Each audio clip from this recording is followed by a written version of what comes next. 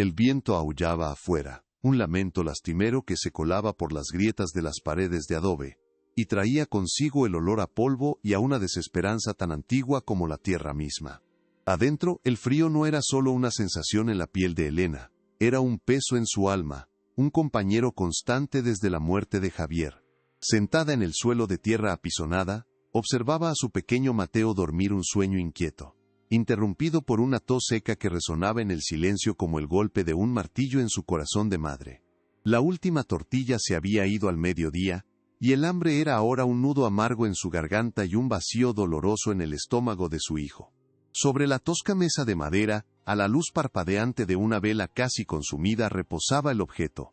La brújula de obsidiana, negra como una noche sin luna, parecía absorber la escasa luz y devolverla como un pulso secreto y profundo. No era un simple hallazgo, Elena lo sentía en lo más hondo de sus huesos. Desde que sus dedos la desenterraron de la tierra estéril detrás de su choza, una extraña conexión se había formado. No era un llamado de voces, sino un tirón insistente en su espíritu, una certeza irracional que le decía que en esa pieza de vidrio volcánico pulido residía su única y última oportunidad.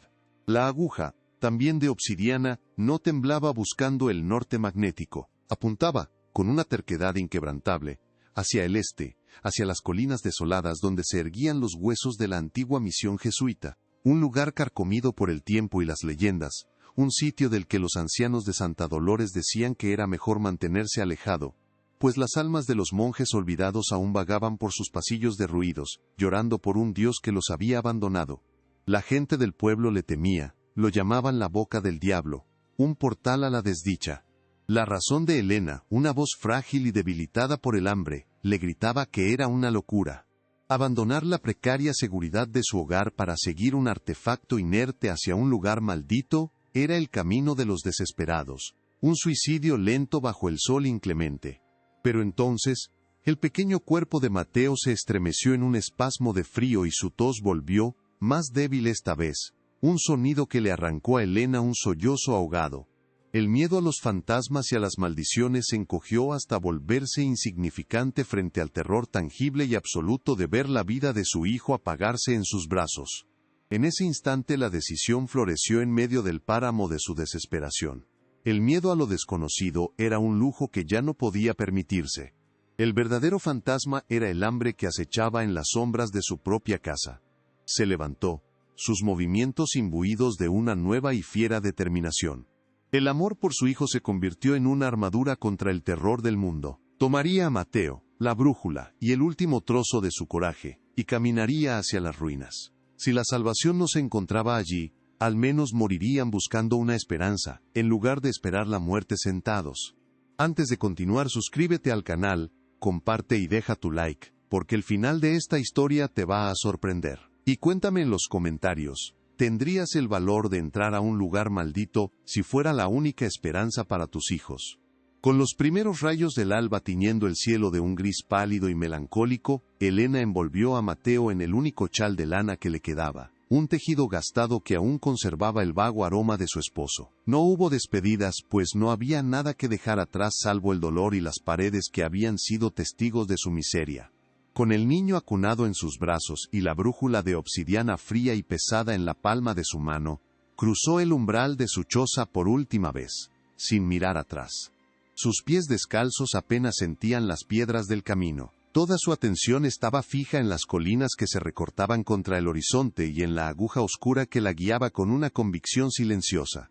El aire de la mañana era gélido y cortante, pero dentro de ella ardía una llama, la del instinto primario de una madre dispuesta a enfrentar el infierno mismo por su cría. Los susurros de advertencia de los aldeanos se desvanecieron, reemplazados por el latido constante de su propio corazón, un tambor de guerra que marcaba el inicio de su peligroso viaje. Poco sabía ella que el verdadero secreto de aquel lugar no eran los fantasmas, sino algo mucho más antiguo y poderoso, una verdad enterrada que no solo tenía el poder de salvarlos, sino también de cambiar para siempre el destino de su familia. El tiempo, para Elena, no era una línea recta, sino un círculo vicioso de recuerdos que la asaltaban en la quietud de la noche. Antes de que el hambre fuera su único compañero, y el miedo el aire que respiraba, Existió un mundo bañado por la luz dorada del sol y el sonido de la risa de Javier. No mucho antes, apenas un ciclo de siembras y cosechas atrás, su vida había sido un tapiz tejido con hilos de sencillez y un amor profundo, tan fértil como la tierra que su esposo labraba con devoción. Vivían en una pequeña casa, no mucho más grande que la choza actual, pero sus paredes de adobe parecían expandirse para contener la inmensidad de su felicidad. Javier era un hombre forjado en la tierra, sus manos, callosas y agrietadas por el trabajo, eran las mismas que acunaban el rostro de Elena, con una ternura que desmentía su fuerza. Olía a tierra húmeda, a sol y a maíz tierno.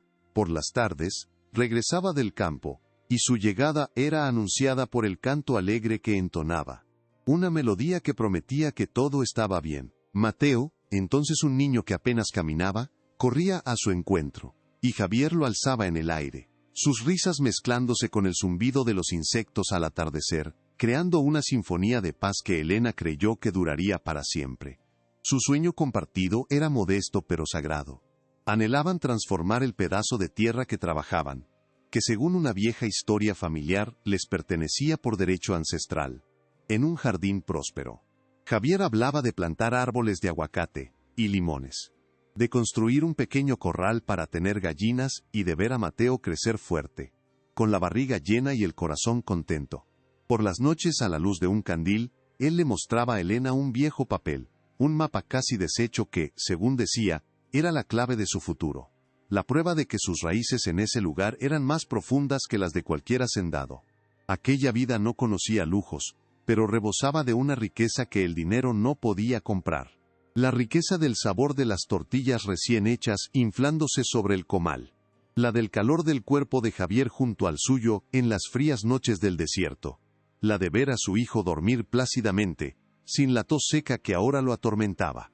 Era un mundo frágil, construido sobre el amor y el trabajo duro, un pequeño paraíso personal que no sabían que ya estaba en la mira de una serpiente que esperaba pacientemente en las sombras. La serpiente tenía un nombre, Don Ricardo Montenegro. El hacendado era el dueño de casi todo el valle. Un hombre cuya riqueza era tan vasta como su falta de escrúpulos. Se movía por sus tierras montado en un caballo negro azabache, que parecía una extensión de su propia alma oscura. Sus visitas eran esporádicas, pero cada una dejaba un rastro de inquietud. Se detenía a observar a Javier trabajar, sus ojos pequeños y calculadores recorriendo la tierra con una codicia apenas disimulada, una tasación silenciosa que hacía que a Elena se le helara la sangre. Don Ricardo solía hablar con una amabilidad empalagosa que no lograba ocultar el desdén en su voz. Hacía preguntas sobre la productividad del suelo, sobre las lluvias, sobre los viejos linderos que marcaban la propiedad. Una tierra noble, Javier, decía a menudo, con una sonrisa que no le llegaba a los ojos. Demasiado noble para un solo hombre. Javier respondía con cortesía, pero después de cada encuentro, su semblante se ensombrecía, y pasaba horas estudiando su mapa raído, su mandíbula apretada con una nueva y silenciosa urgencia. Elena sentía el cambio en su esposo, la alegría en su canto se volvió más forzada, y un pliegue de preocupación se instaló permanentemente en su frente. Javier comenzó a hablar de ir a la ciudad, de buscar un abogado, de hacer las cosas bien para asegurar el futuro de Mateo. No entendía los detalles de escrituras y títulos, pero comprendía el lenguaje universal del miedo. Una tormenta se estaba gestando en el horizonte, y el poder de don Ricardo era una nube negra y ominosa que amenazaba con devorar su pequeño sol. La premonición se convirtió en una pesadilla tangible una mañana calurosa. Javier regresó del campo antes del mediodía, algo inaudito en él. Su rostro estaba cubierto por un sudor frío y sus pasos eran inciertos. Se quejó de un cansancio profundo, un fuego en el estómago que atribuía al calor, o a algo que había comido. Elena lo acostó. Le preparó tés de hierbas que su abuela le había enseñado, pero la fiebre subió con una velocidad antinatural. Una llama voraz que ninguna pócima casera podía apagar. Desesperada, Elena mandó a un muchacho del pueblo a buscar al doctor Morales, el único médico en leguas a la redonda, un hombre que debía su cómoda posición al patrocinio de don Ricardo. El doctor llegó al anochecer, su rostro impasible y sus ojos evitaban los de Elena. Su examen fue breve, casi superficial. Diagnosticó una fiebre estomacal, con una certeza que parecía ensayada, y le administró a Javier un tónico oscuro de un frasco sin etiqueta, prometiendo una rápida mejoría. Pero la mejoría nunca llegó. Con cada dosis del supuesto remedio, Javier parecía hundirse más en un letargo febril. Sus delirios eran fragmentos confusos sobre la tierra, sobre el mapa, sobre una traición. Una noche, en un breve momento de lucidez, tomó la mano de Elena, sus ojos ardiendo con una intensidad desesperada. «La brújula», susurró con los labios secos. «La tierra llama a los suyos, Elena. No dejes que te la quiten». Fueron sus últimas palabras coherentes. Al amanecer, el fuego en su cuerpo se había extinguido, llevándose consigo su vida. El dolor de Elena fue un océano sin fondo. El mundo perdió su color, sus sonidos, su sentido. El doctor Morales firmó el acta de defunción citando la fiebre como causa, sus condolencias tan huecas como su diagnóstico. Apenas unas horas después, don Ricardo se presentó en su puerta, vestido de un luto impecable que era una burla a su dolor. Ofreció su pésame con palabras perfectamente escogidas, y luego, con un gesto de magnanimidad calculada, le ofreció la solución a su desamparo. «No te quedarás en la calle, mujer», dijo, su voz un bálsamo venenoso. «Puedes mudarte a la vieja choza junto al arroyo seco. No es mucho, pero es un techo. Considera esto un acto de mi infinita caridad cristiana». En su estado de shock y pena, Elena no pudo ver la crueldad detrás del acto. Aceptó, creyendo que era un gesto de bondad, sin comprender que estaba siendo despojada de su hogar y empujada al primer peldaño de su descenso al infierno. Los meses que siguieron fueron una lenta agonía. La choza era un refugio miserable, con paredes que dejaban pasar el viento y un techo que goteaba con la más mínima lluvia. La caridad de don Ricardo se manifestó en forma de trabajos esporádicos y mal pagados para Elena, lavando la ropa de los peones o ayudando en la cocina de la hacienda. Tareas humillantes que apenas le daban para una tortilla y un puñado de frijoles al día. Su dolor por Javier se mezcló con la amargura de la miseria. La humillación final, el golpe que destrozaría los últimos vestigios de su espíritu, llegó en una tarde polvorienta. Don Ricardo llegó a la choza, ya no con su máscara de benefactor, sino con el rostro desnudo de su tiranía. Lo acompañaban dos de sus capataces, hombres corpulentos cuya sola presencia era una amenaza. No hubo saludos ni preámbulos. Su voz fue un látigo que cortó el aire quieto de la tarde. «Se acabó la caridad, Elena», anunció, su tono gélido. «Necesito este terreno. Estás estorbando el progreso. Tienes hasta el atardecer para recoger tus miserias y largarte de mis tierras». Las palabras la golpearon con la fuerza de un puño. No tenían a dónde ir. Eran parias, desterrados de lo poco que les quedaba en el mundo. El pueblo entero vivía bajo el yugo del hacendado. Nadie se atrevería a ofrecerles refugio. Ella suplicó, no por orgullo, ni por ella misma, sino por Mateo, que se aferraba a sus faldas, su pequeño rostro pálido de miedo. Le recordó a Javier, a su trabajo, a los años de servicio. Le habló de la decencia, de la compasión, apelando a una humanidad que don Ricardo simplemente no poseía. La vulnerabilidad de Elena parecía alimentar su crueldad. Su desesperación era un manjar para su arrogancia. Él se rió. Fue un sonido seco y desagradable, desprovisto de cualquier alegría. «La compasión no llena mis graneros», espetó. «Tu marido está muerto y la tierra es mía. Es la ley de la vida. Los fuertes toman y los débiles desaparecen». Se dio la vuelta y, con un gesto displicente de su mano, dio la orden. Sus hombres entraron en la choza y comenzaron a arrojar sus escasas posesiones al exterior. Una olla de barro abollada, una manta raída, un pequeño caballo de madera que Javier había tallado para Mateo. Cada objeto que caía en el polvo era un pedazo de su vida pasada siendo profanado. La humillación era absoluta, pública. Elena se arrodilló, intentando proteger el pequeño juguete de madera, y en ese gesto de defensa inútil, sintió que algo dentro de ella se rompía de forma irreparable. El amor, la esperanza, la fe en la bondad, todo se hizo añicos. Se quedó allí, arrodillada en el polvo, abrazando a su hijo tembloroso, mientras don Ricardo y sus hombres se alejaban a caballo, levantando una nube de tierra que pareció querer borrarlos de la faz de la tierra. El sol se hundía en el horizonte, tiñendo el cielo de colores sangrientos y violetas, como un moretón gigante. El frío del anochecer comenzó a calarle los huesos, pero era un frío que venía de adentro, del vacío que la crueldad del hombre había dejado en su alma. Fue en ese preciso instante, despojada de su hogar, de su dignidad y de su pasado, que la Elena que conocimos al principio de esta historia nació. Una mujer reducida a la esencia más primaria de la existencia. Una madre con un cachorro que proteger, y un mundo entero como enemigo. Su caída había sido brutal y completa. No sabía entonces que desde el fondo de ese abismo, la tierra misma, la tierra por la que su esposo había muerto, ya estaba empezando a llamarla. La noche cayó como un sudario sobre el mundo de Elena. Desterrada y sin rumbo, caminó por el sendero que se alejaba de la que había sido su vida, con el pequeño cuerpo de Mateo dormido y febril en sus brazos. El polvo del camino era frío y áspero bajo sus pies descalzos, cada piedra una penitencia. El viento, su único compañero, le susurraba al oído historias de soledad y abandono. Ya no era una mujer, sino un espectro errante, una madre cuyo amor era lo único que la anclaba a una realidad que se había vuelto insoportablemente cruel. Con una esperanza tan frágil como un hilo, se desvió hacia la pequeña aldea. Su primer destino fue la casa de los Ramírez, una familia con la que habían compartido comidas y risas en tiempos más felices. Pero cuando la señora Ramírez abrió la puerta y vio el rostro suplicante de Elena, el miedo eclipsó cualquier rastro de antigua amistad. No podemos, lo siento. Fue todo lo que recibió antes de que la puerta se cerrara, el sonido del cerrojo, un eco metálico de su propio corazón rompiéndose. El veneno de don Ricardo no solo había matado a su esposo, había infectado las almas de todo el pueblo.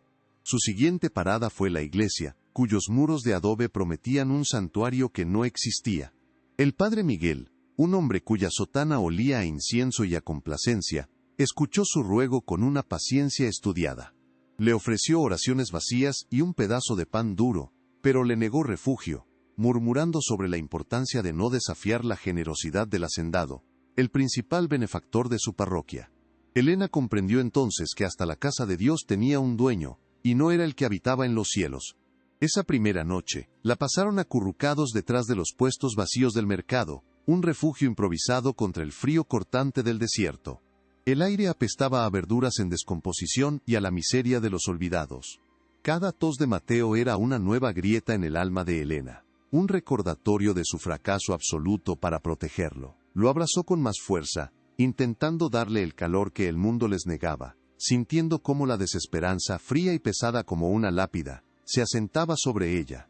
Al día siguiente la humillación se convirtió en su sombra. Con los ojos bajos y la voz temblorosa, Elena mendigó por primera vez en su vida. Extendió la mano, no por ella, sino por el hambre que retorcía las entrañas de su hijo.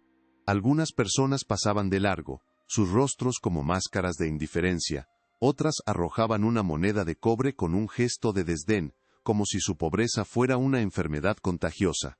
Cada moneda que caía en su palma, quemaba como un carbón ardiente, marcando su piel con la vergüenza de su nueva condición. Al atardecer, sentada a la orilla del arroyo seco que una vez prometió vida, observó el rostro pálido y dormido de Mateo. Por un instante fugaz y oscuro, la idea de rendirse se deslizó en su mente como una serpiente. ¿Qué sentido tenía seguir luchando en un mundo que ya los había condenado? Pero entonces, Mateo suspiró en sueños, y una de sus pequeñas manos buscó la suya. Ese simple gesto, esa confianza incondicional, fue el ancla que la arrastró de vuelta desde el abismo. Su amor era más fuerte que su desesperación. Mientras se acurrucaba cerca de la cantina, buscando el calor residual que emanaba de sus muros, escuchó fragmentos de una conversación entre dos viejos campesinos. Hablaban en susurros, como si temieran que las propias paredes pudieran oír. Mencionaron las ruinas de la misión jesuita en las colinas, un lugar que todos evitaban, al que llamaban la boca del diablo.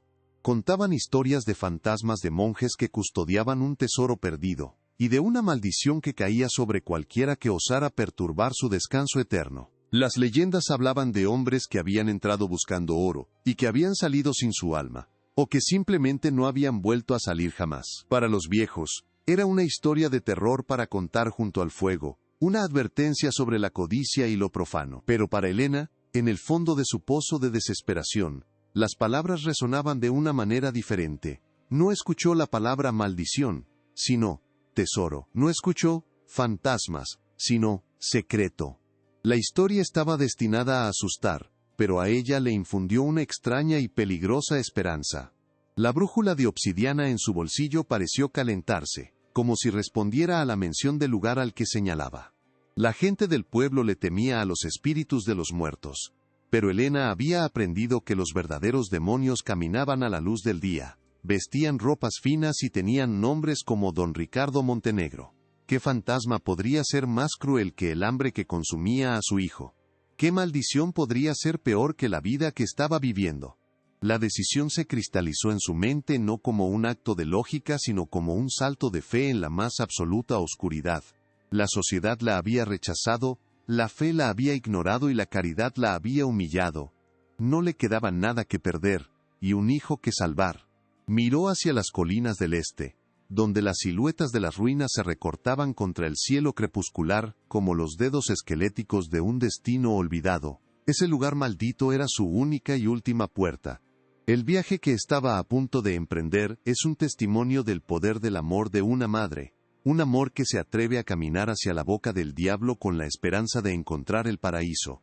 Si su valor te conmueve, si crees en la fuerza que nace de la desesperación, ayuda a que su historia llegue más lejos. Comparte su luz con tus seres queridos, y únete a nosotros en este camino, porque el coraje que Helena está a punto de descubrir, tiene el poder de iluminar hasta la más profunda de las oscuridades. Con esa resolución ardiendo en su interior, Helena se levantó, ya no miró hacia la aldea. Aquel lugar, con sus puertas cerradas y sus corazones temerosos, ya no era nada para ella. Era un cementerio de recuerdos felices que ahora le causaban dolor. Su único norte era el que le marcaba la aguja de obsidiana, una línea recta hacia lo desconocido, hacia la promesa de una salvación o de un final rápido. El camino hacia las colinas era una prueba en sí mismo. La tierra se volvió más salvaje, erizada de cactus y rocas afiladas que castigaban sus pies. El viento ya no era un lamento sino un silbido agudo que parecía arrastrar consigo las voces de los siglos.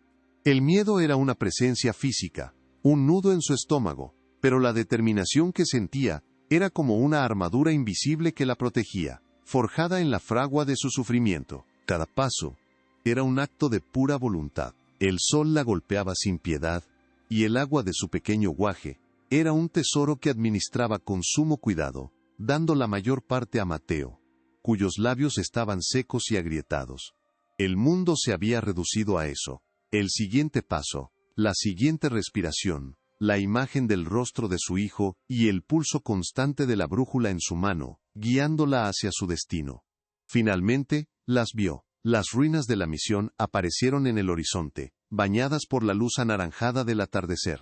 No parecían un lugar maldito, sino un monumento a la soledad, un esqueleto de piedra carcomido por el tiempo. Sin embargo, a medida que se acercaba, sintió una quietud antinatural en el aire, una energía pesada y antigua que parecía emanar de las piedras. La brújula en su mano vibró con más fuerza, un latido constante y tranquilizador. Se detuvo en el umbral de lo que una vez fue la entrada principal. Un arco de piedra derruido que enmarcaba un cielo violeta. Susurró una promesa a la memoria de Javier y una oración por la vida de Mateo. Ya no era la viuda desamparada que había sido expulsada al polvo. El fuego de la humillación y el rechazo la había purificado, quemando todo excepto su esencia más primigenia. Era una madre, un animal defendiendo a su cría, y estaba lista para enfrentar a cualquier demonio, de este mundo o del otro. El umbral de las ruinas no era una puerta, sino una herida abierta en la piedra, un portal a un mundo devorado por el silencio. Helena cruzó con Mateo dormido en sus brazos, sintiendo el cambio inmediato en la atmósfera. Afuera, el viento era un enemigo que azotaba y castigaba. Adentro, entre los muros derruidos, se convertía en un susurro, un lamento polvoriento que se arrastraba por los pasillos vacíos como el fantasma de un cántico olvidado. El aire era denso y olía a siglos de abandono, una mezcla de piedra húmeda, moho y la fragancia seca de la vegetación que reclamaba su dominio. La nave principal de la iglesia era un esqueleto a cielo abierto. Las vigas del techo, hacía mucho tiempo podridas y caídas, eran ahora solo montículos de astillas y tierra sobre el suelo de baldosas rotas. La luz del sol se filtraba a través de los arcos vacíos donde alguna vez hubo vitrales, proyectando columnas de luz dorada que parecían sólidas en el aire cargado de polvo, iluminando la danza silenciosa de las partículas. Era un lugar de una belleza desoladora, un cementerio de la fe donde la naturaleza oficiaba el último rito. A pesar del miedo que le erizaba la piel, Una extraña sensación de paz comenzó a asentarse en el corazón de Elena. Aquí, lejos de los ojos juzgadores del pueblo y de la sombra opresiva de don Ricardo, había una libertad brutal. No había nadie para humillarla, nadie para negarle un refugio. Los fantasmas de los monjes, si es que existían, no podían ser más crueles que los demonios de carne y hueso que había dejado atrás. La brújula en su mano, ahora silenciosa, se sentía como una llave que había encajado en la cerradura correcta. Los primeros días fueron una prueba de fuego para su resistencia, una batalla librada contra la desesperanza con las únicas armas que poseía, sus manos y su inquebrantable voluntad de madre. Encontró una pequeña habitación lateral, quizás una antigua sacristía o la celda de un monje, cuyas 4 paredes y parte del techo aún se mantenían en pie. Aquel sería su santuario. Pasó horas barriendo los escombros y el polvo de décadas con una rama seca, creando un espacio limpio donde poder acostar a Mateo sobre su chal. El agua fue su primer milagro. Siguiendo un rastro de musgo verde que se aferraba a la base de un muro exterior, descubrió un pozo de piedra casi oculto por la maleza. El agua del fondo era oscura y sabía a tierra, pero estaba fresca, y era vida pura. Lloró de gratitud mientras bebía, sintiendo el líquido frío calmar el fuego de su garganta y renovar sus fuerzas. Con agua, podían resistir. Con agua, había una oportunidad. La comida era un desafío mayor. Exploró los alrededores de las ruinas con la tenacidad de un animal hambriento. Sus conocimientos de las plantas del desierto, heredados de su abuela, se convirtieron en su salvación. Identificó nopales tiernos que asó sobre una pequeña fogata, quemando sus espinas hasta que la pulpa quedó suave. Encontró raíces comestibles y algunas hierbas amargas que, hervidas en el agua del pozo, se convirtieron en una sopa rala pero caliente que reconfortó el pequeño cuerpo de Mateo. Cada atardecer, mientras el cielo se teñía de colores imposibles sobre las ruinas silenciosas, Elena sentía cómo el miedo se transformaba lentamente en algo más. La lucha por la supervivencia le estaba vaciando de todo lo que no era esencial. Se despojó de la pena, de la vergüenza, de la debilidad. Cada tarea, desde encender el fuego hasta arrancar una raíz del suelo duro, era un acto de desafío, una afirmación de su existencia contra un mundo que había intentado borrarla. Una mañana, mientras barría con más ahínco el suelo de lajas de su refugio, decidida a hacerlo un verdadero hogar, ocurrió algo. La base de su escoba improvisada golpeó una de las losas de piedra del centro de la habitación con un sonido peculiar. No fue el golpe sordo y sólido de la piedra sobre la tierra compactada. Fue un eco breve, profundo y hueco, un sonido que no debería estar allí. Se detuvo, con el corazón acelerado. El silencio de las ruinas pareció intensificarse, como si contuviera la respiración junto a ella. Se arrodilló sobre la losa, y la golpeó suavemente con los nudillos. De nuevo, el mismo sonido resonante, una vibración que sintió a través de la piedra y que le recorrió el brazo como una descarga eléctrica de pura intuición. Debajo de sus pies había un vacío. Con una urgencia febril comenzó a examinar la losa. Sus dedos recorrieron los bordes, buscando una grieta, una ranura, cualquier imperfección que delatara un secreto. La piedra parecía sellada, una parte inseparable del suelo. Pero el eco no mentía. Su mente, afilada por la desesperación, trabajaba a una velocidad vertiginosa. Recordó las viejas historias de su abuela sobre las misiones, sobre cómo los monjes construían escondites para proteger sus tesoros de los bandidos y de los vaivenes de la historia. Sus ojos escudriñaron cada centímetro de la habitación, buscando un mecanismo, una palanca, una señal. No vio nada fuera de lo común, solo piedra y polvo. La frustración comenzó a roer su esperanza. ¿Era solo una ilusión de su mente agotada? Se sentó sobre la losa, derrotada, y al apoyar la mano en la pared contigua para levantarse, uno de los sillares de piedra se movió ligeramente bajo su peso. Fue un movimiento casi imperceptible, un ligero ceder hacia adentro. Se quedó inmóvil, apenas respirando. Volvió a presionar la piedra, esta vez con intención. Con un chirrido sordo de roca contra roca, el sillar se hundió un par de centímetros en la pared.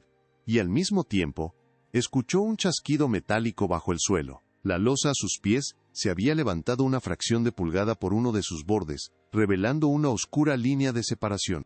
Una oleada de adrenalina la invadió, borrando todo rastro de cansancio. Usando la punta de una piedra afilada como palanca, introdujo el extremo en la grieta y empujó con toda la fuerza de su cuerpo. La losa era increíblemente pesada, un sello diseñado para no ser abierto. Gruñó por el esfuerzo, sus músculos gritando en protesta, hasta que con un último y agónico empujón, la piedra cedió y se deslizó a un lado, revelando una abertura cuadrada y una negrura absoluta que parecía exhalar un aliento frío y antiguo. El olor que surgió de la abertura era el de la tierra sellada, el del tiempo encapsulado, no era el olor a moho de las ruinas, sino algo más profundo, más seco, con un vago aroma a madera vieja y a metal. Asomó la cabeza con cautela, pero la oscuridad era total. Desgajó una rama de mezquite, la encendió en su pequeña fogata, hasta que ardió con una llama viva, y la usó como una antorcha improvisada. La luz temblorosa de la antorcha reveló unos toscos escalones de piedra que descendían en espiral hacia las entrañas de la tierra. El corazón le martillaba en el pecho, un tambor salvaje que resonaba en sus oídos. El miedo a lo desconocido luchaba contra la certeza abrumadora de que estaba al borde de algo que cambiaría su vida para siempre. Dejó a Mateo durmiendo plácidamente, ajeno al descubrimiento de su madre, y comenzó el descenso. Cada escalón la llevaba más profundo en el silencio y el frío. El aire se enrarecía, y la llama de su antorcha parpadeaba, amenazando con extinguirse. Finalmente, sus pies tocaron un suelo nivelado. Se encontraba en una pequeña bóveda subterránea, no más grande que la habitación de arriba. Las paredes eran de piedra labrada, y el espacio estaba sorprendentemente seco, protegido de la humedad por la pericia de sus constructores. En el centro de la bóveda, sobre un pedestal de piedra descansaba un único objeto, un baúl de madera oscura, reforzado con correas de hierro negro que el tiempo había cubierto con una fina pátina de óxido. No era grande, pero su presencia llenaba toda la habitación. Irradiaba una sensación de importancia, de ser el guardián de un secreto largamente dormido. La brújula de obsidiana que había guardado en su bolsillo, comenzó a vibrar suavemente, como si reconociera a un viejo compañero. Se acercó al baúl con una reverencia casi religiosa. No había candado. En su lugar, en la tapa, había un mecanismo complejo. Un disco de metal con símbolos grabados que recordaban a los del sol azteca de su brújula. Instintivamente, sacó la brújula y la colocó sobre el disco. Encajó perfectamente en una hendidura central. Con un suave clic, los mecanismos internos del baúl se liberaron y la tapa se abrió con un suspiro de aire antiguo. Elena contuvo el aliento, bajando la antorcha para iluminar el interior. Lo primero que vio la deslumbró. Un resplandor dorado y cálido le devolvió la luz de la llama. El cofre estaba lleno hasta la mitad con monedas de oro, no de cuño español sino más antiguas, con extraños símbolos que nunca había visto. Junto a ellas, había varias piezas de joyería de turquesa y plata, y un collar de cuentas de jade de un verde profundo y luminoso. Era una riqueza inimaginable, suficiente para comprar su propia hacienda, para asegurar que Mateo nunca más pasara hambre. Por un momento, la visión del oro la cejeó con acento agudo. Era la respuesta a todas sus plegarias, la solución a todos sus problemas. Pero entonces, sus ojos se posaron en lo que había debajo del tesoro. Envuelto cuidadosamente en un trozo de cuero curtido, había un paquete de documentos amarillentos, atados con una cinta. Con manos temblorosas, dejó la antorcha en un saliente de la pared y levantó los papeles. Eran más valiosos que todo el oro del mundo, lo sintió en sus huesos. Al desenvolver el cuero, vio que se trataba de una escritura de propiedad, un título de tierras otorgado por la corona española siglos atrás. Describía los límites de una vasta extensión de terreno, que incluía no solo las colinas de la Misión, sino todo el valle de Santa Dolores. Las tierras que ahora poseía don Ricardo, el nombre del propietario original, escrito con una caligrafía elegante y desvaída, hizo que su corazón diera un vuelco. De la Cruz, el apellido de soltera de su abuela. Aquellas tierras por un derecho ancestral que había sido olvidado y enterrado, le pertenecían a su familia. Eran su herencia, su legado. La historia de Javier sobre el mapa raído y los derechos ancestrales no era un sueño. Era una verdad que había estado esperando bajo sus pies. Pero fue el último objeto en el fondo del baúl el que le robó el aire de los pulmones y le heló la sangre en las venas. Era un sobre más nuevo, sellado, que no pertenecía a la época de los demás tesoros. Reconoció la letra al instante, cada trazo firme, cada curva familiar. Era la caligrafía de Javier, una carta de un hombre muerto. Con los dedos entumecidos por la conmoción, rompió el sello. La carta era breve, escrita con una urgencia desesperada.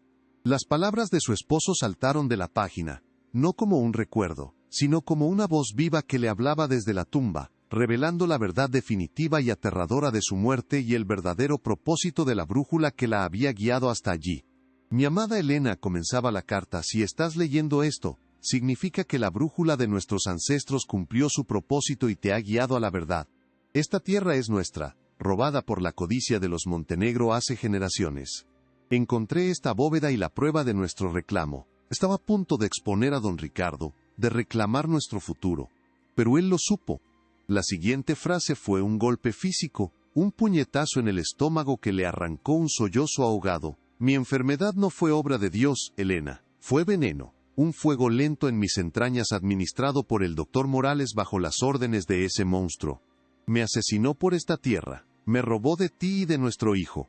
El dolor que sintió Elena fue agudo, cegador, pero casi de inmediato fue consumido por una emoción nueva, una que nunca había sentido con tanta intensidad, una furia fría, cristalina y absoluta.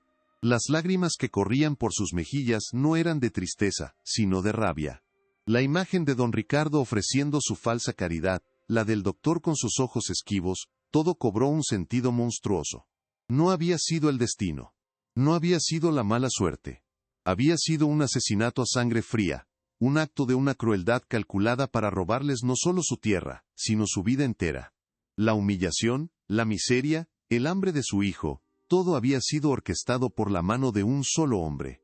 Se quedó de pie en la bóveda silenciosa, con la carta de su esposo en una mano, y la escritura de su familia en la otra. El oro a sus pies ya no parecía un tesoro, sino una herramienta. Las paredes de piedra que la rodeaban, ya no eran parte de una ruina, sino los cimientos de su fortaleza. En ese crisol de dolor y revelación, la viuda desamparada murió para siempre. En su lugar, nació una mujer imbuida de un propósito de hierro. Ya no luchaba solo por la supervivencia, sino por la justicia. Sostuvo la brújula de obsidiana, que ahora parecía pulsar con la fuerza de todas las generaciones de su familia. No solo la había guiado a un tesoro, la había guiado a su propia fuerza, a la verdad que se convertiría en su espada. Subió los escalones, saliendo de la oscuridad de la bóveda hacia la luz del día. El mundo exterior no había cambiado, pero ella sí. El sol le pareció más brillante, el aire más nítido. Miró hacia el oeste, en dirección a la aldea que la había despreciado, y una determinación gélida se asentó en su alma. Don Ricardo Montenegro había desatado el infierno en su vida. Ahora, ella le devolvería el favor. La justicia de la tierra, lenta pero inexorable, estaba a punto de despertar. La noticia no viajó a caballo, sino en susurros, una plaga invisible que se deslizó desde las colinas hasta el polvoriento corazón de Santa Dolores. Un viejo pastor de cabras, buscando un animal perdido al anochecer, había visto una luz parpadeante entre las ruinas de la misión. No era el resplandor errático de un rayo, ni la luz fría de las estrellas, sino el brillo cálido y constante de una fogata, una señal de vida en un lugar que se suponía pertenecía a los muertos. El hombre, aterrorizado, corrió al pueblo con la historia en los labios. En la cantina, donde el tequila barato aflojaba las lenguas y engrandecía los miedos, la historia del pastor creció y se transformó. La simple luz de una fogata se convirtió en el brillo sobrenatural del oro perdido de los jesuitas. La figura solitaria que el pastor creyó ver, se convirtió en el fantasma de la viuda Elena, guiada por los espíritus para desenterrar el tesoro maldito. La codicia, una semilla siempre latente en los corazones de los hombres desesperados, comenzó a germinar en la oscuridad maloliente del bar. El rumor, ya convertido en una leyenda febril, no tardó en llegar a los oídos que más importaban. Uno de los capataces de don Ricardo, bebiendo en la cantina, escuchó los murmullos y corrió a la hacienda con la noticia. No le habló a su patrón de fantasmas ni de maldiciones, pues sabía que don Ricardo solo creía en un Dios, el poder, y en su único profeta, el oro. Le habló de un tesoro, de la viuda loca que había tropezado con una fortuna en las tierras del hacendado. Don Ricardo Montenegro recibió la noticia en su estudio, un cuarto oscuro revestido de cuero y madera pesada que olía a tabaco rancio y a arrogancia. Al principio, una sonrisa de desdén se dibujó en sus labios. La idea de que esa mujer insignificante, ese insecto que él mismo había aplastado, pudiera haber encontrado algo de valor, era ridícula. Pero la codicia era un veneno que corría por sus venas, y la mera posibilidad, por remota que fuera, era suficiente para encender una llama peligrosa en sus ojos. La idea se apoderó de su mente como una fiebre. Las viejas leyendas del oro de la misión, que él siempre había descartado como cuentos de campesinos ignorantes, de repente adquirieron un nuevo y tentador brillo. Si había algo de valor en esas ruinas, le pertenecía a él. Todo en aquel valle le pertenecía. La mujer era solo una intrusa, una ladrona que se atrevía a poner sus sucias manos sobre su propiedad. La irritación se convirtió en rabia, una furia fría y posesiva. Esa misma tarde, reunió a sus 4 hombres de mayor confianza, matones cuya lealtad había sido comprada con plata y cuyo silencio estaba garantizado por el miedo. No les dio explicaciones complejas, solo les dijo que iban a recuperar algo que una mujer les había robado. Sus órdenes fueron simples y brutales, desprovistas de cualquier matiz de humanidad. Iban a las ruinas, tomarían lo que encontraran, y borrarían cualquier rastro de la existencia de la viuda y su hijo. El sol comenzaba a descender, tiñendo las nubes de un rojo violento, cuando los 5 jinetes salieron de la hacienda. El sonido de los cascos de los caballos sobre el camino de tierra era un redoble fúnebre. Don Ricardo cabalgaba al frente, su rostro una máscara de determinación impasible, su caballo negro azabache una extensión de la oscuridad de su alma. El aire se había enfriado, pero la atmósfera entre los hombres era pesada y cargada de una violencia contenida. Mientras tanto, en las ruinas, Helena no sabía nada del rumor ni de la tormenta que se cernía sobre ella. Sin embargo, una extraña calma, una lucidez forjada en el fuego de la revelación, se había apoderado de su espíritu. Había pasado el día no como una superviviente sino como una estratega. Con un cuidado infinito, había vuelto a esconder el baúl en la bóveda subterránea, pero no antes de asegurar en su persona los 2 únicos tesoros que realmente importaban: la escritura de propiedad de su familia y la última carta de Javier. El oro era una herramienta, un medio para un fin, pero aquellos papeles eran su alma, su justicia y su arma. Los había envuelto en un trozo de cuero, y los llevaba cosidos en el forro interior de su vestido, un peso reconfortante contra su piel. Sentada junto a su pequeña fogata, observaba a Mateo dormir, y por primera vez en meses, el miedo por su futuro no era una bestia devoradora, sino una llama controlada que alimentaba su coraje. El amor se había convertido en acero. Fue entonces cuando lo oyó, un sonido lejano, casi imperceptible al principio, llevado por el viento del atardecer. Un retumbar rítmico, que no pertenecía a la naturaleza. El trueno sordo de cascos de caballos acercándose. Se puso en pie de un salto, su corazón, un pájaro atrapado en su pecho, pero sus manos no temblaron. No había sorpresa en su rostro, solo la sombría aceptación de lo inevitable. Sabía que él vendría. La codicia de un hombre como don Ricardo era tan predecible como la salida del sol. Rápidamente, despertó a Mateo. No había pánico en su voz, solo una calma firme y tranquilizadora. «Vamos a jugar a las escondidas, mi amor», le susurró, llevándolo a una pequeña alcoba en la parte más derruida de la misión, un lugar cubierto de sombras y maleza. «Quédate aquí y no hagas ningún ruido hasta que mamá venga por ti. Sé valiente, como papá». El niño, asustado pero confiando ciegamente en ella, asintió y se acurrucó en la oscuridad. Helena regresó a su campamento justo cuando los jinetes emergían de entre las colinas, sus siluetas negras recortadas contra el cielo sangriento. Se quedó de pie junto al fuego, erguida, esperando. No era la viuda desamparada que habían arrojado al polvo. Era la guardiana de aquel lugar, la heredera de aquella tierra, y su postura lo proclamaba en silencio. El viento agitaba su falda y su cabello, haciéndola parecer una aparición. Un espíritu de la tierra misma que se había levantado para recibir a sus profanadores. Don Ricardo y sus hombres detuvieron sus caballos a pocos metros de ella, formando un semicírculo amenazante. El hacendado la observó desde lo alto de su montura, sus ojos recorriendo el humilde campamento con desprecio. Esperaba encontrar a una mujer rota, suplicante. En cambio encontró una calma que lo desconcertó y lo enfureció. Era como si ella los hubiera estado esperando. «Vaya, vaya», dijo finalmente, su voz goteando un sarcasmo venenoso mientras desmontaba. Parece que las ratas encuentran los lugares más insólitos para hacer su nido. Se acabaron tus vacaciones, Elena. He venido a cobrar la renta.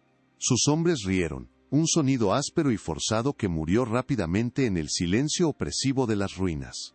Elena no respondió a la provocación. Sus ojos, oscuros y profundos, se clavaron en los de él, sin un atisbo de miedo. «Esta no es su casa, don Ricardo», dijo ella, su voz sorprendentemente clara y firme, resonando contra las piedras antiguas. «Nunca lo ha sido. Usted es el que está invadiendo propiedad ajena». La audacia de su respuesta lo dejó sin palabras por un instante. Una vena latió en su sien. «Propiedad ajena», espetó, avanzando hacia ella. «Todo lo que pisa el sol en este valle es mío, incluida la tierra bajo tus pies descalzos, y cualquier tesoro que hayas desenterrado de ella. ¿Dónde está el oro, mujer? No me hagas perder la paciencia». Ella mantuvo su mirada, inquebrantable. «Habla de oro porque es lo único que su alma es capaz de entender. Pero hay tesoros más antiguos y valiosos que el metal, tesoros como la verdad, tesoros como la justicia». Cada palabra era una piedra afilada lanzada contra la armadura de su arrogancia. Sus hombres comenzaron a moverse incómodos, intercambiando miradas nerviosas. El lugar y la extraña confianza de la mujer empezaban a afectarlos. «¿Justicia?», se burló él, ahora a solo un brazo de distancia de ella. «La justicia la hago yo. Y mi justicia dice que me entregues lo que encontraste. O juro por Dios que dejaré que mis hombres se diviertan contigo antes de arrojarlos a ti y a tu bastardo a un pozo». La amenaza cruda y brutal flotó en el aire, diseñada para quebrarla. Pero Elena no se quebró. En su lugar una sonrisa triste y terrible apareció en sus labios. «Usted no cree en Dios, don Ricardo. Y pronto, ni siquiera sus hombres creerán en usted». Lentamente, sin apartar los ojos de los suyos, metió la mano en su vestido, y sacó el fajo de papeles envueltos en cuero. Sostuvo la vieja escritura de propiedad frente a su rostro. ¿Reconoce el sello de la corona española? ¿Reconoce el nombre de la familia de la Cruz? El rostro de don Ricardo palideció bajo su bronceado. El nombre lo golpeó como un fantasma. Era una vieja historia familiar, un secreto podrido que su abuelo le había contado, sobre cómo habían adquirido el valle a través de engaños y un título falsificado. Creía que la prueba original se había perdido en el tiempo, quemada, destruida. Verla ahora, en las manos de la viuda de Javier, era imposible. «¿De dónde sacaste eso?», sisió, su voz un susurro ronco. El miedo, una emoción que rara vez sentía, comenzó a deslizarse por su espina dorsal. «Es una falsificación, una mentira». Pero sus ojos lo traicionaron, revelando el pánico que sentía. «La tierra no miente», continuó Elena, su voz adquiriendo la cadencia solemne de un juez dictando sentencia. «Esta tierra le pertenece a mi sangre, a los ancestros de mi hijo. Usted y su familia no son más que ladrones, ladrones que vivieron una vida de lujos construida sobre una mentira». La acusación resonó en el crepúsculo. Los hombres de don Ricardo retrocedieron un paso, sus rostros una mezcla de confusión y temor. La autoridad de su patrón, que siempre habían considerado tan absoluta como el sol, comenzaba a resquebrajarse ante sus ojos. Estaban en un lugar maldito, enfrentando a una mujer que hablaba con la fuerza de los siglos. Pero el golpe final, el que destrozaría su mundo, aún no había llegado. Con el mismo movimiento lento y deliberado, Elena sacó la carta de Javier. No la abrió, simplemente la sostuvo en alto. Y los ladrones, cuando son descubiertos, se convierten en asesinos para proteger sus mentiras. No es así. El aire se volvió eléctrico. La mención implícita de la muerte de Javier fue más poderosa que una acusación directa. Don Ricardo la miró, su mente corriendo para procesar la catástrofe. Ella lo sabía, de alguna manera, lo sabía todo. La tierra, el asesinato, la verdad. Era una hechicera, una bruja que había conjurado los secretos del pasado. «Usted no mató a mi esposo con fiebre», dijo Elena, su voz ahora un susurro helado que cortó el aire. «Lo mató con un veneno lento, administrado por las manos cobardes del doctor Morales. Lo mató porque él descubrió lo mismo que yo. Lo mató por esta tierra. Lo mató por la misma codicia que lo trajo aquí esta noche». El silencio que siguió fue absoluto, profundo, como si el mundo entero contuviera la respiración. La verdad, una vez liberada, era una fuerza imparable. Los rostros de los capataces eran máscaras de horror. Habían seguido a un ladrón, a un tirano, pero un asesino a sangre fría era algo diferente. La lealtad comprada con dinero no sobrevive a la revelación de tal monstruosidad. La máscara de control de don Ricardo se hizo añicos, desintegrándose para revelar al monstruo desnudo que había debajo. Un gruñido animal escapó de su garganta. La razón lo abandonó, reemplazada por una rabia ciega y primordial. Si no podía silenciar la verdad, silenciaría a quien la portaba. Se abalanzó sobre ella, sus manos convertidas en garras, con la intención de arrancarle los papeles y la vida del cuerpo. Fue su error final y fatal. El acto de violencia abierta, la confesión sin palabras de su culpabilidad, rompió el hechizo de miedo que tenía sobre sus hombres. Vieron a su patrón no como un líder poderoso, sino como un animal acorralado y desesperado, atacando a una mujer indefensa que solo estaba armada con la verdad. Elena no retrocedió, se mantuvo firme, con los pies plantados en la tierra que era suya por derecho, sus ojos fijos en la furia de él. No necesitaba defenderse físicamente, su victoria ya estaba completa. En el instante en que él la atacó, perdió la última pizca de autoridad, la última sombra de poder que le quedaba. Uno de los hombres, el más joven, instintivamente dio un paso adelante, su mano yendo al mango de su pistola, no para ayudar a su patrón, sino para detenerlo. Fue un gesto vacilante, pero significativo. La cadena de mando se había roto. Don Ricardo ya no era su líder, era solo un asesino expuesto bajo el cielo del crepúsculo. El enfrentamiento había terminado, no con el sonido de un disparo, sino con el colapso moral de un tirano. El grito de don Ricardo fue el de una bestia herida, un sonido gutural que desgarró el aire solemne del crepúsculo. Se abalanzó, no como un hombre, sino como una avalancha de pura rabia, con los dedos crispados para destruir la evidencia y a su portadora. Pero Elena no se movió, se mantuvo anclada a su tierra, a su verdad, con una calma que era más sólida que la piedra. Vio el destello de locura en los ojos del hacendado, la desintegración de su tiranía, y supo, con una certeza absoluta, que la batalla ya estaba ganada. Antes de que las manos de Montenegro pudieran tocarla, un brazo se interpuso, duro como el hierro. Fue el capataz más joven, el que apenas tenía vello en el rostro, quien detuvo el ataque. Su mano sujetó la muñeca de su patrón, con una fuerza sorprendente. Su rostro, una máscara de incredulidad y asco. «No, patrón», dijo, su voz temblando no de miedo, sino de una recién descubierta convicción. «Ya basta». El contacto físico, el acto de insubordinación, fue una fractura sísmica que derrumbó el mundo de don Ricardo. El resto de los hombres, liberados del yugo del miedo por el acto de valentía de su compañero, reaccionaron como un solo cuerpo. Bajaron sus rifles, algunos dando un paso atrás como si la cercanía de don Ricardo pudiera contagiarlos de su veneno. La lealtad que el dinero había comprado se disolvió ante la cruda verdad de un asesinato. Vieron a su líder, no como un hombre de poder, sino como un cobarde acorralado, y la vergüenza de haberlo seguido les quemó el rostro. Don Ricardo forcejeó, su rostro congestionado por la furia impotente. «Suéltame, traidor». «Los mataré a todos», gritó, pero sus amenazas eran ahora el chillido hueco de un fantasma. Su poder no residía en su fuerza física, sino en el miedo que inspiraba, y ese miedo acababa de morir. Miró a su alrededor, buscando en los rostros de sus hombres un vestigio de la lealtad que daba por sentada, y solo encontró desprecio y una distancia insalvable. Estaba completamente solo. Elena dio un paso adelante, su sombra alargándose con el último sol. No se dirigió al monstruo que se retorcía, sino a los hombres que lo habían servido. Su voz no era de triunfo, sino de una dignidad herida. «Esta es la justicia de la tierra», dijo, su mirada pasando por cada uno de ellos. «Ustedes no son asesinos. No dejen que la oscuridad de este hombre manche sus almas por más tiempo. Váyanse, dejen que enfrente solo los fantasmas que él mismo ha creado». Sus palabras no fueron una orden, sino una liberación. El capataz más joven soltó a don Ricardo, empujándolo hacia el polvo. El hacendado tropezó y cayó de rodillas, una figura patética y sucia, despojada de toda su falsa grandeza. Sin decir una palabra más, los 4 hombres montaron sus caballos, y dándole la espalda a su antiguo patrón, se alejaron al galope, sus siluetas desapareciendo en la creciente oscuridad. dejando atrás un silencio denso y acusador.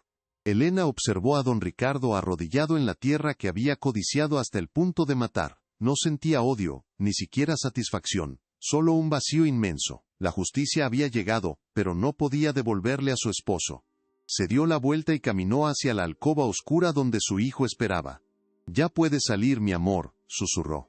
«El juego ha terminado». Mateo corrió hacia ella y se abrazó a sus piernas, y en ese abrazo, Elena encontró la verdadera riqueza por la que había luchado. Su regreso a Santa Dolores fue un amanecer. Caminó por la calle principal al alba, con Mateo de la mano, mientras los primeros rayos de sol disipaban las sombras. La historia de la confesión silenciosa de don Ricardo, llevada por sus propios hombres, había corrido por el pueblo como un reguero de pólvora. Las puertas que antes se le habían cerrado ahora se abrían. Los rostros que la habían mirado con indiferencia ahora la observaban con una mezcla de vergüenza y admiración. La justicia del pueblo fue más rápida y contundente que cualquier ley escrita. El doctor Morales, confrontado por una multitud silenciosa frente a su botica, se derrumbó y confesó su complicidad, sus sollozos patéticos resonando en la plaza. Don Ricardo fue encontrado vagando por el desierto, balbuceando incoherencias, un hombre quebrado por la pérdida de su poder. Nadie le puso una mano encima. Su castigo fue vivir, ser un espectro ignorado en el mundo que una vez gobernó, un recordatorio viviente de que la tiranía tiene cimientos de arena. El tiempo, que antes había sido su enemigo, se convirtió en su aliado. Pasaron 5 años, 5 ciclos de siembra y cosecha que transformaron el valle. La tierra, liberada del yugo de la codicia, respondió con una generosidad que nadie recordaba. Los campos de maíz se alzaban altos y verdes, y los árboles de limón y aguacate, plantados por las manos de la comunidad, comenzaban a dar sus primeros frutos. El aire ya no olía a polvo y miedo sino a tierra fértil y a tortillas recién hechas. La hacienda de los Montenegro ya no era una fortaleza de opresión. Elena, la legítima dueña, la había convertido en el corazón palpitante del pueblo.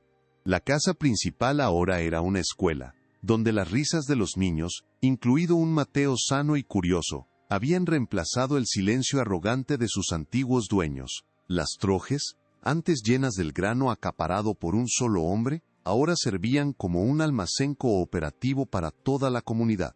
Elena se había convertido en la matriarca silenciosa de Santa Dolores, no por el poder o la riqueza, sino por la sabiduría que había nacido de su sufrimiento. Sus manos, aunque todavía callosas, ya no eran las de una mendiga desesperada, sino las de una sanadora y una sembradora. Pasaba sus tardes en el jardín de hierbas que había cultivado, enseñando a las otras mujeres los secretos de las plantas que su abuela le había transmitido, su voz tan calmada y firme como las raíces que nutría. A veces, al atardecer, se sentaba en el porche de su nueva y modesta casa, construida no lejos de las ruinas. Observaba a Mateo, que ya no era un niño frágil sino un muchacho lleno de vida, jugar con sus amigos en los campos que su padre había soñado con cultivar. La tos seca era un fantasma lejano, un recuerdo doloroso que servía para hacer más dulce el sonido presente de su risa vibrante y saludable. En esos momentos de paz, sus ojos a menudo se posaban en la chimenea, donde descansaba la brújula de obsidiana. La aguja negra ya no se movía, su superficie ya no pulsaba con una luz interna. Su propósito se había cumplido, ya no era un mapa hacia un tesoro escondido, sino un monumento a la verdad, un recordatorio de que la herencia más valiosa no es el oro, sino la justicia que yace dormida bajo la tierra. La historia de Elena se convirtió en una leyenda susurrada junto al fuego, un cuento sobre la fuerza de una madre cuyo amor fue lo suficientemente poderoso como para hacer que la propia tierra se levantara y reclamara lo que era suyo. Porque en Santa Dolores aprendieron que la justicia puede tardar, que puede esconderse en las sombras de ruinas olvidadas, pero que, cuando es llamada por un corazón valiente, siempre, siempre responde. La historia de Elena, como las raíces del viejo mezquite, se hunde profundamente en la tierra para enseñarnos una verdad tan antigua como el tiempo mismo. Nos demuestra que la verdadera riqueza nunca resplandece con el brillo frío del oro, sino con el calor de una verdad defendida, con la dignidad recuperada y con la paz que florece en un campo que antes solo conocía el miedo. El tesoro que ella desenterró no estaba en las monedas, sino en el conocimiento de su herencia, un legado de justicia que nadie podría volver a robarle. Su viaje nos recuerda que la fuerza más formidable del universo no es la que se impone con ejércitos o se compra con fortuna, sino la que nace del amor incondicional.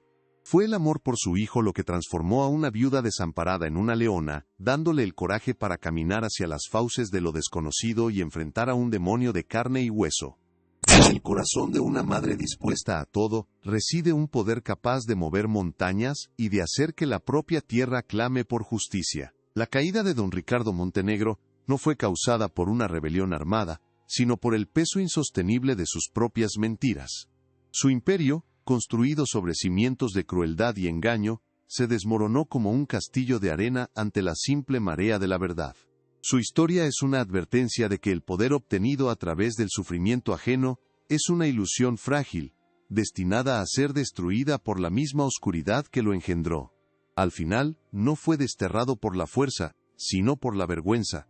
La brújula de obsidiana no era un artefacto mágico en el sentido tradicional. No guiaba hacia la fortuna, sino hacia el propósito. Su aguja no apuntaba al norte magnético, sino al norte moral del alma de Helena, señalando el camino hacia la fuerza que ya residía en su interior, esperando ser despertada.